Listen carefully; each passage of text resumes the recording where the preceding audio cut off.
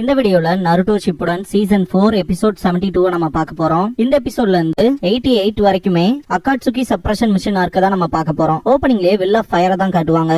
இந்த will of ஃபயருக்கு பின்னால ஒரு பெரிய கதையே ஒளிஞ்சிருக்கு. இது நருட்டோ சீரீஸ்ல வர ஒரு சின்ன எலமெண்ட் மாதிரி தான். ஆசுரா ஓட்சுட்சுகியோட அன்பு ஒண்ணுதான் அமைதிக்கான வழி அப்படிங்கிற நம்பிக்கையை பிரதிபலிக்கிற மாதிரி. இந்த ஆசுராங்கிற கேரக்டர் எல்லாம் அடுத்து வர வர பாப்பீங்க. இந்த வில் ஆஃப் ஃபயருங்கிறது கோனஹாவோட கல்லறைகளுக்கு மத்தியில இருக்கும். ஆசுமா அது முன்னாடி நின்னுட்டு சிகரெட்டை பத்த வைப்பாரு. ஒரு சின்ன பிளாஷ்பேக் வரும். ஆசுமா மிஷனுக்கு போயிருப்பாரு, சண்டையெல்லாம் போட்டிருப்பாரு. ஒரு கட்டத்துக்கு மேல மிஷன் முடிஞ்சிருக்கும். சிகரெட்டை பத்த வைக்கிறப்பவே ரொம்ப நடுங்குவாரு. இந்த இன்சிடென்ட்க்கு அப்புறமா தேர்ட் ஹோக்காகே கிட்ட காட்டுவாங்க. லீஃபோட பார்டர்ல மலையில நனைஞ்சுக்கிட்டே நிப்பாரு. ஆசுமா அவரோட டீமோட வருவாரு. நிறைய பேர் இறந்திருப்பாங்க. ஹீரோசன் மனசே இல்லாம திரும்புவாரு. இறந்த ஷினோபிஸோட குடும்பம் எல்லாம் கண்ணீர் விட்டு கதறும். பிரசன்ட்ல இருக்க ஆசுமா அன்னைக்கு நான் ரொம்ப எங்க இருந்தேன் அப்படின்பாரு. திரும்ப பாஸ்டுக்கு போகும். சருட்டோபி ஃபியூடல் லார்டு கிட்ட இருந்து வந்த ஸ்கிரால படிச்சு காட்டுவாரு. இந்த மாதிரி ஃபியூடல் லார்ட வந்து சேவ் பண்ணதுக்கு குட் ஒர்க்னு சொல்லி பாராட்டி அனுப்பிச்சிருப்பாங்க. ஆசுமா செம கடுப்பாவாரு. நான் ராஜாவான ஃபியூடல் லார்ட ப்ரொடெக்ட் பண்ணிருக்கேன். நீங்க சொன்ன மாதிரியே என்ன ஏன் புரிஞ்சுக்க மாட்டேங்கிறீங்க, அப்ரிஷியேட் பண்ண மாட்டேங்கிறீங்க, நான் அப்படி என்ன பண்ணேன் அப்படின்னு ஆசுமா கத்தும் போது ராஜாவா அப்படின்ட்டு சருட்டோவி பாப்பாரு. எனக்கான பாராட்ட கொஞ்ச நாச்சு குடுக்கலாமேப்பா அப்படின்னு ஆசுமா கேட்கவும், உனக்கு போர்ல ஒரு ராஜாவை எப்படி காப்பாத்தணும், அது எவ்வளவு கஷ்டங்கிறதுல உனக்கு புரியவே புரியாது அப்படின்னு சருட்டோவி சொல்லவும், எனக்கு தெரியும் நிறைய பேர் இறந்துட்டாங்க, ஆனா ஷினோபியோட மிஷன்ஸ்னாலே உயிர் தியாகம் பண்ணிதானே ஆகணும் அப்படின்னு ஆசுமா சொல்லவும், ராஜாவை காப்பாத்துற உண்மையான முக்கியத்துவமே உனக்கு புரியாது போல அப்படின்னு சருட்டோபி சொல்லவும், நீங்க என்ன பாராட்ட மறுக்கிறீங்க, இதே எனக்கு போதும் அப்படின்ட்டு கிளம்பிடுவாரு ஆசுமா. பிரசன்ட்ல இருக்க ஆசுமா வில் ஆஃப் ஃபயர் முன்னாடி நின்னுட்டு, இப்பதான் அந்த ஃபீலிங் எனக்கு வருது, அன்னைக்கு என்ன சொல்ல வந்தீங்களோ அது இப்பதான் புரியுது. லீஃப் வில்லேஜ விட்டு கிளம்பி ஆசுமா அவருக்கு பிடிச்ச விஷயங்களை எல்லாம் செஞ்சிருப்பாரு. அதுக்கான மன்னிப்பை கேட்பாரு. மேல பாத்துட்டு இருந்தாலும் எனக்கு எந்த ஒரு வருத்தமும் இல்ல அப்படின்பாரு. சருட்டோபி கிளான்ல பிறந்தது ஒன்னும் அவ்வளவு மோசம் இல்லைன்னு இப்ப நான் ஃபீல் பண்றேன். இந்த கிராமத்தோட தலைவரா நீங்க உங்களோட கடமைகளை சிறப்பா செஞ்சிருக்கீங்க அப்படின்ட்டு ஆசுமா அவரோட சிகரெட்டை முன்னாடி வைப்பாரு, மரியாதையை செலுத்துற மாதிரி. நீங்க ஒரு நல்ல அப்பா அப்படின்ட்டு சிரிப்பாரு ஆசுமா. லார்ட் தேர்டோட ஸ்டோன் ஃபேஸ காட்டுவாங்க.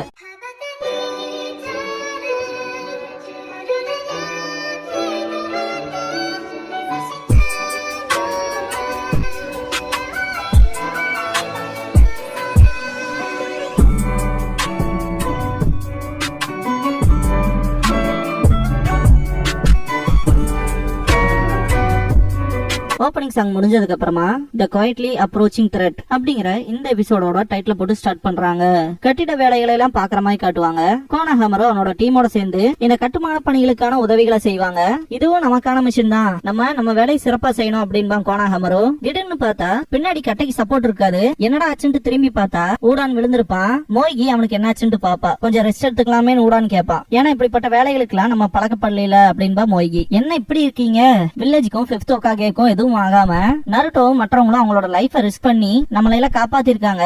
நம்ம நமக்கான பெஸ்ட கொடுக்க வேணாமா, நம்ம தானே நம்ம வில்லேஜுக்கு ஒரு சப்போர்ட்டா இருக்கணும் அப்படின்னு கோனஹாமரு பேசிட்டு இருக்கும் போது, நல்லா சொன்னேன், நீங்க தான் லீஃபோட அடுத்த ஜெனரேஷனுக்கே ஒரு சப்போர்ட்டா இருக்க போறீங்க. பார்க்க போனா நருட்டோவும் அவனோட ஜெனரேஷனும் எவ்வளவு பெரிய விஷயத்த பண்ணிருக்காங்க அப்படின்னு இருக்கா சொல்லும் போது, மோய்கி இருக்கா சின்சேன்னு கூப்பிடுவா. நீங்க எல்லாரும் என்னோட ஸ்டூடெண்ட்ஸ் நினைச்சா ரொம்ப பெருமையா இருக்குன்னு அழுவாரு. அதாவது ஆனந்த கண்ணீர். கோனஹாமரு கொஞ்சம் சங்கடமா ஃபீல் பண்ணுவான். ஊடான் நான் ரெடி, நம்ம மிஷனை பாக்கலாமான்னு சொல்லி கேட்பான். நம்ம ஒண்ணு சேர்ந்து செயல்பட்ட இந்த வில்லேஜுக்கு ஒண்ணும் வராது அப்படின்னு கோனஹாமரு. இதுக்கப்புறமா ஹோக்காகே ஆபீஸ்ல காட்டுவாங்க. சுனாடேக்கு சீல் குத்துறதே ஒரு பெரிய வேலையா இருக்கும். அடுத்த பேப்பர் பண்டல்ஸ வைக்க சொல்லி சீல் குத்திக்கிட்டே இருப்பாங்க. சீசுனே திணறுவா, என்ன இவ்வளவு ஸ்லோவா இருக்கு, அடுத்துன்னு சுனாடே. மொத்த டாக்குமெண்ட்ஸுமே முடிஞ்சிடும், அடுத்து எங்கன்னு சொல்லி கேட்பாங்க. நீங்க ஆல்ரெடி முடிச்சிட்டீங்க அப்படின்பா சீசுனே. ஓ அப்படியா அப்படின்ட்டு டீ குடிப்பாங்க. ஃபார் தி ஃபர்ஸ்ட் டைமா உங்களோட வேலையை நீங்க சீரியஸா செய்றீங்க அப்படின்பா சீசுனே. அப்படியும் சொல்லலாம் அப்படின்ட்டு இதுக்கு முன்னாடி நடந்த விஷயத்தை திங்க் பண்ணி பாப்பாங்க.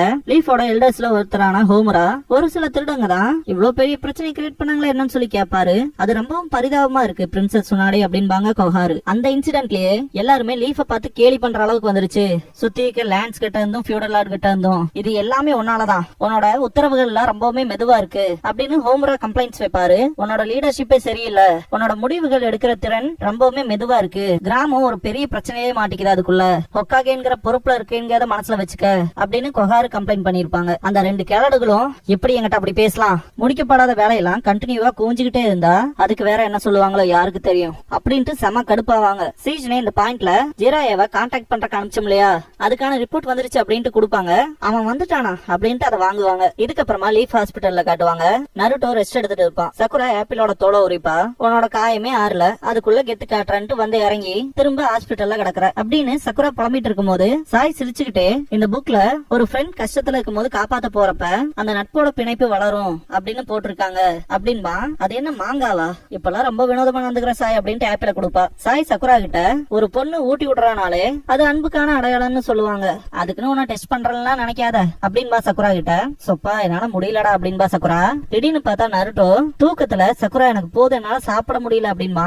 அதுலயும் தலகாணிய போட்டு என்ன கசக்குறான்னு பாருங்க, ரொம்பவே வற்புறுத்தி சொல்றேல அதனால சாப்பிடுறேன் அப்படின்ட்டு வாய பழப்பான். இந்த சாகர வரைக்கும் தின்னு அப்படின்ட்டு சக்குரா ஆப்பிள் எடுத்து நருட்டோ வாயிலேயே வச்சு அமுக்குவா. தலைவன் துடிப்பான். கக்காஷி வந்துட்டு ஹாய் சொல்லுவாரு. நருட்டோ மூச்சு விடுறதுக்கு கஷ்டப்படுவான். இந்த பாயிண்ட்ல சாய் பாத்தீங்கன்னா சக்குரா நருட்டோக்கு ஊட்டி விடுறத பார்த்தா ஒருவேளை அதுவா இருக்குமோன்னு யோசிப்பான். சக்குராக்கு பைத்தியமா பிடிச்சிரும். எவனாச்சும் ஒருத்தனாவது என்னோட டீம்ல நார்மலா இருக்க கூடாதான்ட்டு கத்துவா. என்னடா நடக்குதுங்க அப்படின்ட்டு பாப்பாரு கக்காஷி. இதுக்கப்புறமா ஹொக்காகே ஆபீஸ்ல காட்டுவாங்க. ரிப்போர்ட்ட படிச்சுட்டு சுனாடே ஜன்னல் கிட்ட போய் நிப்பாங்க. கக்காஷி இந்த விஷயங்களை எக்ஸ்பிளைன் பண்ற மாதிரி 5 நெய்பரிங் லேண்ட்ஸ்ல இருக்க 7 இடத்துல அந்த 2 பேர் சேர்ந்த குழு தான் சந்தேகம் படும்படியான தாக்குதல்களை வச்சிருக்காங்கிறத வெரிஃபை பண்ணிருக்கோம். இன்னுமுமே அவங்களால லேண்ட் ஆஃப் ஃபயர்க்குள்ள வர முடியல. அவங்களோட நடவடிக்கைகளை பார்க்கும் போது இது டைம் சம்பந்தப்பட்ட விஷயம் புரியுது அப்படிங்கிற விஷயத்தெல்லாம் தான் கக்காஷி ரிப்போர்ட் பண்ணிருப்பாரு. சீஜுனே சுனாடேவை கூப்பிடுவாங்க.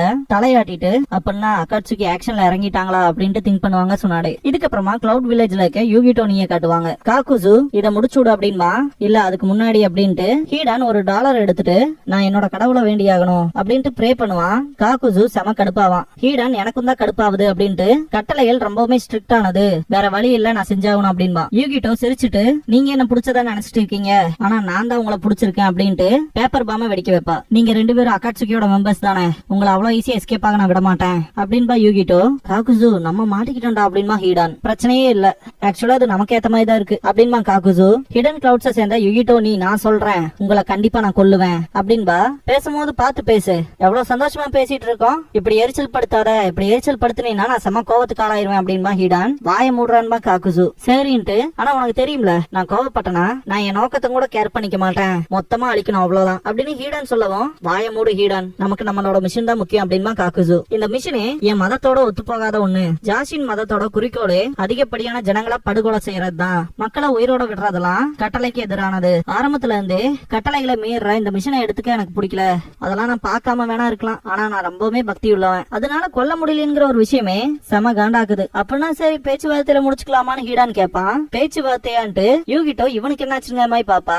ஏன்னா கொல்றதுக்கு வந்துட்டு பைத்தியகாரனோட்ட பேசிட்டு இருக்கான் இல்லையா ஹீடான், அதனால சிரிச்சுக்கிட்டே ஏன் சரண்டர் ஆக கூடாது அப்படின்னு சொல்லி கேட்பான் ஹீடான். நக்கல் பண்றதை நிறுத்து அப்படின்னு யூகிட்டோ கத்தவும் அந்த 2 tailed beast வெளியே வர ஆரம்பிக்கும். ஹீடான் பார்த்தாலே வேணான்னு சொல்றான்னு தெரியுது அப்படின்பா.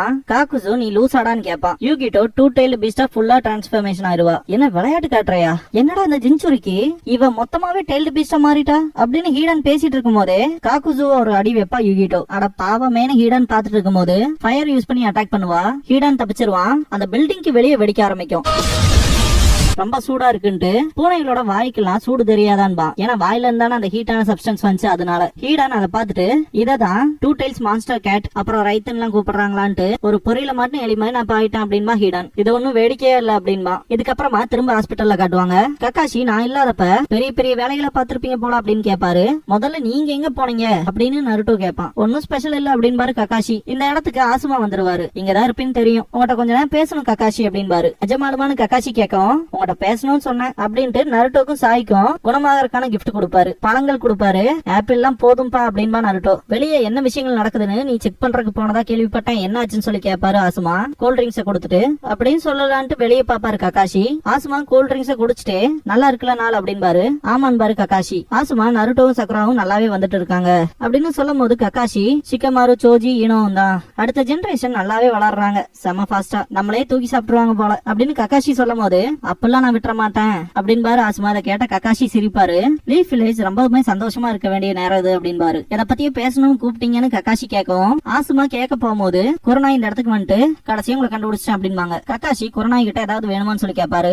ஆசுமா இங்க இருப்பாருன்னு கேள்விப்பட்டு வந்தேன் அப்படின்பாங்க. இதுக்கப்புறமா கக்காஷி ஏதோ கேட்கணும்னு சொன்னீங்களே இப்ப கேளுங்கன்னு சொல்லுவாரு. இல்ல நான் அப்புறமா உங்ககிட்ட கேட்டுக்கிறேன் அப்படின்ட்டு ஆசுமா சாரி கேட்டு கிளம்பிடுவாரு. இப்பதான் இதை பத்தி தெரிஞ்சுக்கணும்னு தோணுது அப்படின்பாரு கக்காஷி. இதுக்கப்புறமா நருட்டோ கிட்ட காட்டுவாங்க. கட்டலாம் பிரிப்பான். என்ன பண்றேன்னு கேப்பா சகுரா. ஹாஸ்பிட்டல் பெட்ல இப்படியே படுத்து கிடக்க முடியாது, நான் திரும்ப என்னோட ட்ரைனிங் ஸ்டார்ட் பண்ணும் நேரம் இல்ல அப்படின்பா நருட்டோ. ஆனா நீ இன்னும் அப்படின்னு சகுரா சொல்ல வரும்போது நீ சொல்ல வந்தது நான் இன்னும் ஸ்ட்ராங்கா இல்லைங்கிற மாதிரி எனக்கு புரியுது. நான் என்னோட பவரை மக்களை காயப்படுத்துறதுக்கு இல்லாம மக்களை ப்ரொடெக்ட் பண்றதுக்காக யூஸ் பண்ணணும்னு நினைக்கிறேன். அதுக்காக தான் நான் ஸ்ட்ராங் ஆகணும்னு நினைக்கிறேன் அப்படின்பா நருட்டோ. சகுரா நருட்டோன்னு பாக்கும்போது கக்காஷி அவசரப்படாத, முதல்ல இந்த காயங்களா இருக்கட்டும் அதவனோட ட்ரைனிங் அப்படின்பாரு. ஓ கக்காஷி சென்சே அப்படின்பா நருட்டோ. கக்காஷி நான் உனக்கு கிளியராவே எக்ஸ்பிளைன் பண்ணிடுறேன். அடுத்த வர ட்ரைனிங் ரொம்பவுமே கொடூரமா இருக்கும். முடிஞ்ச அளவுக்கு ஹாஸ்பிட்டல்ல எவ்வளவு ரெஸ்ட் எடுத்துட்டு வந்துக்க.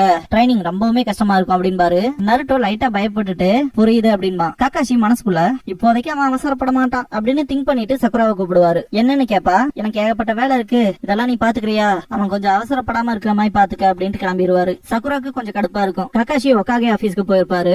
சுனாடே ரிப்போர்ட்ட படிச்சேன், நருட்டோ அந்த புது ஜுட்சுவை கத்துக்குவான்னு நினைக்கிறேன் என்னன்னு சொல்லி கேட்பாங்க.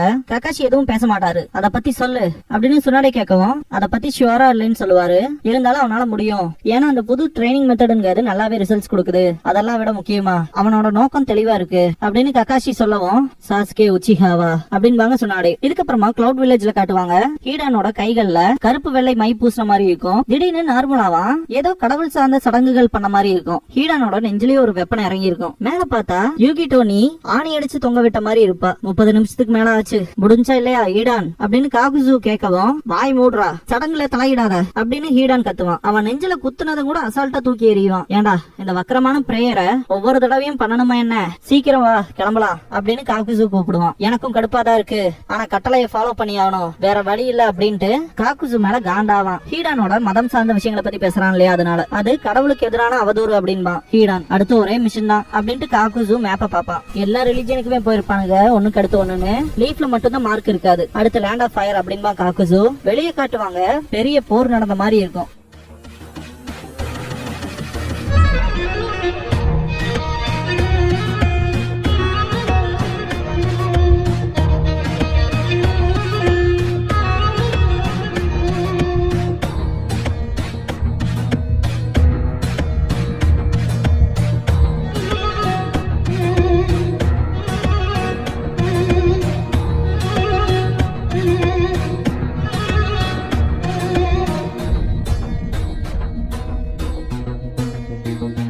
க்ளோசிங் சாங் முடிஞ்சதுக்கு அப்புறமா அகாட்சுகிஸ் இன்வேஷன் அப்படிங்கிற எபிசோட தான் நம்ம அடுத்து பார்க்க போறோம்னு போடுவாங்க. இதுக்கப்புறமா ஹொக்காகே ஆபீஸ்ல காட்டுவாங்க. டெய்ல்டு பீஸ்ட பத்தி சுனாடே சீஜுனே கிட்ட கேட்பாங்க. ஒன் டெய்ல் பீஸ்ட்னு கிட்டத்தட்ட 4 டெய்ல்டு பீஸ்ட் வரைக்கும் புடிச்சிட்டாங்க அகாட்சுகியை சேர்ந்தவங்க. பாதிக்கு பாதி வந்துருச்சு இல்லையான்னு கேட்பாங்க சுனாடே. நருட்டோட 9 டெய்ல்ஸும் மிச்ச 4 தான் இருக்கு அப்படின்னு சீஜுனே சொல்லவும் மிச்ச 4 பேர்த்த எப்படி கண்டுபிடிக்காதுன்னு கேட்பாங்க சுனாடே. அதை பத்தின ப்ராப்பர் இன்ஃபர்மேஷன்லாம் இல்ல, ஆனா அட்லீஸ்ட் 2 பேர்னாச்சும் ஜின்சூரிக்கே இருப்பாங்க. ஜின்சூரிக்கையை பத்தின தகவல்கள் எல்லாமே ஹையஸ்ட் லெவலான பாதுகாப்புல இருக்கும். நம்மகிட்ட ஒரே ஒரு ஜின்சூரிக்கையோட ஐடென்டிபிகேஷன் இருக்குன்னு சொல்லுவாங்க சீஜ்னே. யாருன்னு சொல்லி கேட்கவும் ஹிடன் இந்த கிளவுட்ஸை சேர்ந்த யுகிட்டோ நீயே சொல்லுவா. ஹிடன் கிளவுட்ஸா யுகிட்டோ அப்படின்னு சுனாடே திங்க் பண்ணிட்டு சீஜ்னேவை அப்ரிஷியேட் பண்ணிட்டு இன்னுமே அதை பத்தின தகவல்கள் எல்லாம் சேகரிங்கன்னு சொல்லுவாங்க. மனசுக்குள்ள அகாட்சுகியோட உண்மையான நோக்கம் தான் என்னன்னு திங்க் பண்ணுவாங்க. இதோட இந்த எபிசோட் முடியுது.